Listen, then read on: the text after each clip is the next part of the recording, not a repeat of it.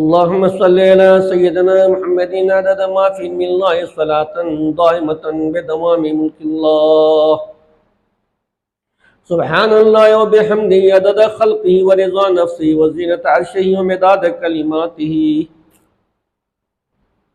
मोहतरम हज़रात, आज हम गुफ्तगू करेंगे नबी कौन है, रसूल कौन है, हुजूर कौन है, सहाबा कौन है, फिरका कौन है, दज्जाल कौन है। तो आज हम ये बताना चाहेंगे कि अल्लाह तबारक व तआला ने दुनिया के अंदर कमोबेश 1,24,000 अंबिया कराम को मबूस फरमाया। 1,24,000 अंबिया कराम में अल्लाह तबारक व तआला ने 313 को चुन के अपना रसूल बनाया। तो नबी और रसूल में फ़र्क क्या है? रसूल उसे कहते हैं जिस पर परवरदिगार आलम ने शरीयत उतारी, जिंदगी गुजारने का तरीका उतारा, सहीफे उतारे। तो जिन पर ये शरीयत उतरी वो रसूल हैं, जिनकी तादाद 313 है। बकिया अंबिया का काम ये था कि जो रसूलों पे शरीयत उतरी है उनको अल्लाह के बंदों को जो उनके इलाके में थे उन पर नाफिज कराना।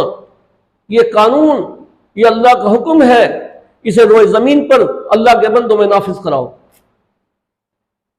सिर्फ 313 को यह हक था कि कह देते कि जो कानून, जो शरीयत मेरे ऊपर उतरी है, इसी पर चलने में दुनिया और आखिरत की कामयाबी है। इसको छोड़ दोगे तो नाकाम हो जाओगे। 313 के अलावा किसी और को यह बात कहने का हक नहीं हासिल था, क्योंकि दीगर अंबिया भी अपने मन से नहीं कह सकते थे कि जो मैं कह रहा हूं इसी में भलाई, बल्कि ये जो शरीयत फला रसूल पे उतरी है इस पे अमल करने में कामयाबी दुनिया और आखिरत की है। और जो शरीयत अल्लाह तबारक व तआला से, जैसे कुरान में जो शरीयत उतरी, जो हुक्म अल्लाह ने उतारा, जो अहकाम उतारा, तो जो कुरान में अल्लाह ने हुक्म उतारा वो चीज हमारे ऊपर फर्ज है।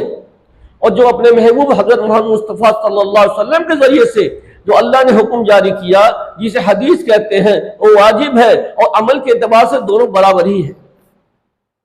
और जो नबी पाक सल्लल्लाहु अलैहि वसल्लम ने अपने जिंदगी में जो तरीके अपना करके दुनिया में अपना वक्त बिताया, जिंदगी बिताई, तो अल्लाह के नबी का टोटल तरीका जिंदगी बिताने का यह है, यह सुन्नत कहलाती है। तो अब ये हम कह रहे हैं कि 313 को अल्लाह ने रसूल बनाया 1.25 लाख में चुन के। और जब हुजूर पाक सल्लल्लाहु अलैहि वसल्लम का अगर तस्करा किया जाए तो 1.25 लाख अंबिया कराम, जो जिसमें 313 रसूल भी थे, इस सब की सिफात और कमालात को इकट्ठा करो तो हुजूर बनते हैं। और हुजूर पाक सल्लल्लाहु अलैहि वसल्लम के सिफात और कमालात को जब डिस्ट्रीब्यूट करो, जब फैलाओ, तो सहाबा बनते हैं। गोया एक डमरू की शक्ल आती है, 1.25 लाख रसूल और अंबिया है तो 1.25 लाख सहाबा कराम है। उधर 313 रसूल है तो इधर 313 बदरी सहाबा है। उधर 4 मशहूर किताबें उतरी, ज़बूर, तौरात, इंजील, कुरान, 4 रसूलों पे। तो इधर 4 अल्लाह के नबी सल्लल्लाहु अलैहि वसल्लम के 4 यार, हजरत अबू बकर सिद्दीक, हजरत उमर फारूक, हजरत उस्मान गनी, हजरत अली रज़ियल्लाहु अन्हु हैं। वो कमालात अल्लाह ने बांटे थे। वो सहाबा कराम जिनके बारे में अल्लाह के नबी सल्लल्लाहु अलैहि वसल्लम फरमाते हैं कि मेरे सहाबा सितारों की मानिंद है, किसी एक के भी इत्तिबा कर लो तो कामयाब हो जाओगे। मगर किसी सहाबी ने यह नहीं कहा दुनिया में आने के बाद कि मैं हक पे हूं और जो बात मैं कहता हूं उसी पे अमल करोगे तो कामयाब, और अगर मेरे खिलाफ चलोगे तो नाकाम। ये किसी ने नहीं कहा। अब यहीं से आगे चल के देखिए क्या हुआ। ऐसे बंदे दुनिया में फिर पैदा हुए जिन्होंने कुछ बात बातें हुजूर पाक सल्लल्लाहु अलैहि वसल्लम से, यानी कि कुछ हदीस से बातें ली, कुछ कुरान से ली, और कुछ बातें अपने मन से उसमें डाल दिया, मिला दिया, और कहा कि जो बातें हम कह रहे हैं इसमें दुनिया और आखिरत की कामयाबी है, वही लोग जन्नत में जाएंगे, हमको छोड़कर चलोगे तो फिर नाकाम और फिर जहन्नम में जाओगे। ये फिरका पैदा हुआ, यहीं से फिरका हुआ। अल्लाह के नबी हजरत मोहम्मद मुस्तफ़ा सल्लल्लाहु अलैहि वसल्लम ने कोशिश, मेहनत, जद्दोजहद करके दुनिया से बुत परस्ती को तो खत्म किया, मगर बुत परस्ती के बाद शैतान ने भी ये तय कर लिया बुत परस्ती तूने मिटाया है तो अब बुत परस्ती छोड़ के हम दूसरे शिर्क में मुब्तला करेंगे। उसके बाद शख्सियत परस्ती शुरू हुई, नफ्स परस्ती शुरू हुई, सनम परस्ती शुरू हुई, तरह तरह के परस्ती में जो है शैतान ने मुब्तला कर दिया। अब कुरान में भी है कि सबसे बद जो है कि नहीं, अल्लाह ने फरमाया क्या तुम नहीं देखते जिन्होंने अपने ख्वाहिशात नफ्स को ही अपना माबूद बना रखा है। आका दो आलम सल्लल्लाहु अलैहि वसल्लम ने फरमाया सबसे बदतरीन चीज जिसकी रोए जमीन पर इबादत होती है वो ख्वाहिशात नफ्स है। हमें शर्म आनी चाहिए कि हम एक पत्थर जो होता है पहले दिन मस्जिद में, पहले दिन मंदिर में जाता है, वो जाने के बाद भगवान बन जाता है। हम एक ऐसा दराज से मस्जिदों में जा रहे, अभी दिल पत्थर का पत्थर ही बना हुआ है। अब दुनिया में देखिए कितने फिरके बन गए, सब अपने को जन्नती दूसरे को जहन्नमी। अल्लाह के नबी सल्लल्लाहु अलैहि वसल्लम ने फरमाया बनी इस्राइल में 72 फिरके हुए थे, मेरी उम्मत में 73 फिरके होंगे, एक तो जन्नत में जाएगा, 72 जो है जहन्नम में जाएंगे। अब जितने लोग हैं सब कहते हैं जन्नत में जाने वाला फिरका हम ही है। कोई अपने को हनफी, कोई अहले हदीस, कोई जो है कादियानी, कोई जो है शिया, कोई बरेलवी, कितने फिरके हो गए, अपने बारे में सब जन्नती होने का दावा और दूसरे को जहन्नमी बनने। क्या आका मदनी सल्लल्लाहु अलैहि वसल्लम ने यही बात किया था? आका ने तो तमाम इंसानियत को इकट्ठा करके एक किया था, एक प्लेटफॉर्म पे लाए थे।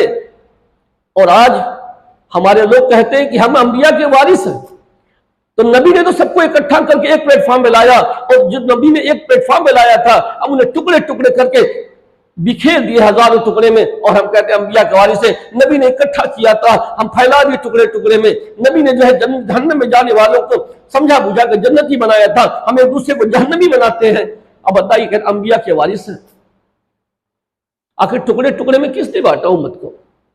उम्मत को कमजोर किसने कर डाला? आखिर इसका जिम्मेदार कौन है? उम्मत को बर्बादी के मुहाने में खड़ा करने वाला जिम्मेदार कौन है? तौबा करो, अल्लाह से डरो मेरे भाई। अरे उम्मत को एक बनाने की कोशिश करो, एक प्लेटफॉर्म पर लाने की कोशिश करो। नबी के वारिस बनने का दावा करते हो तो अल्लाह के नबी ने सबको इकट्ठा करके एक किया था, और तुम जो एक थे उनको हजारों में बांट रहे हो और कहते हो अंबिया के वारिस है। शर्म की चीज है वाकई में, उम्मत को बर्बाद कर डाला। आज जो हालात नबी पाक सल्लल्लाहु अलैहि वसल्लम की उम्मत का दुनिया के अंदर है, कोई ऐसी उम्मत, ऐसी जलील कोई कौम नहीं है दुनिया के अंदर। इसका जिम्मेदार कौन है? अल्लाह समझ नसीब फरमा दे। उठते हैं कुछ बातें हदीस की, कुछ कुरान की, कुछ अपने मन की, भाई जो हमें मानेगा हम जन्नती हैं, बाकी जहन्नमी नहीं। आका ने फरमाया कि एक फिरका जन्नत में जाएगा। साहबा कराम ने पूछा कौन होगा? कहा मा आना अलैहि व सहाबी, जिस पर मैं और मेरे सहाबा होंगे। तो सहाबा का तरीका देख लो, इनका उनका देखने की जरूरत क्या है हमें? ये दुनिया में जो अपने को दावेदार बनते हैं जन्नती, उन्हें हमें देखने की जरूरत क्या है? अरे इनसे नाता तोड़ो, सहाबा का तरीका उठाओ, नबी का तरीका देखो। आका मदनी सल्लल्लाहु अलैहि वसल्लम फरमाया था आखिरी वक्त जाते जाते हज्जतुल विदा के मौके पर, दो चीजें छोड़े जा रहा हूं, मजबूती से थामे लेना, वो गुमराह नहीं हो सकते। एक तो कुरान है, दूसरे मेरी सुन्नत है, इनको मजबूती से थामे रहना, गुमराह नहीं होगे। तो भाई देखो अल्लाह के नबी सल्लल्लाहु अलैहि वसल्लम की सुन्नत क्या है, उनकी जो शरीयत पढ़ो, उनका तरीका पढ़ो, कैसे जिंदगी बिताया, कुरान क्या कहती है, उस तरीके पर जिंदगी बिताए, वो लोग कामयाब होंगे। बाकी सब के सब जहन्नम में जाएंगे मेरे भाई। चाहे कितना दावा कर ले, नाम अच्छा रख लेने से कुछ कामयाब नहीं हो सकता।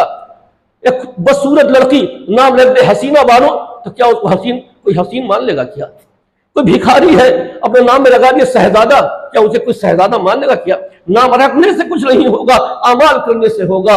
अल्लाह हमें अमाल को दुरुस्त करने की तौफीक नसीब फरमाए और उम्मत के अंदर एक जहती पैदा करने की कोशिश कीजिए। अल्लाह हम सब की जो है इस तरह की जो है बेवकूफियों को अल्लाह ताला हमको समझ में तब्दील फरमा दे और उम्मत की आंखें अल्लाह खोल दे। तो मेरे भाई बातें अपनी ख़त्म करता हूँ। अगर बातें समझ में आई तो दूसरों तक शेयर कीजिए, सब्सक्राइब कीजिए, ताकि अल्लाह तबारक व तआला हमें भी जो है इसका सवाब देता रहे सदक़े जारिया के तौर पे। अस्सलातु वस्सलामु अलैकुम व रसूलुल्लाह।